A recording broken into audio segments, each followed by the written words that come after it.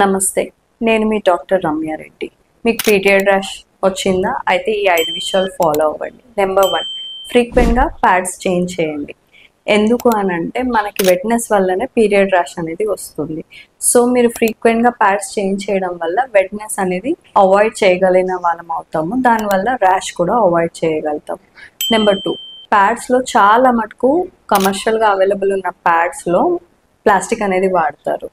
దానివల్ల skin irritate అయ్యి మనకి ర్యాష్ వస్తుంది. దాని బదులుగా ఏవైతే కాటన్ ప్యాడ్స్ ఉన్నాయో అవి యూజ్ చేయడానికి ట్రై చేయండి. నెంబర్ 3, లూక్ వామ్ వాటర్ అంటే గోరువెచ్చని నీళ్ళతో మాత్రమే వాష్ చేసుకోండి.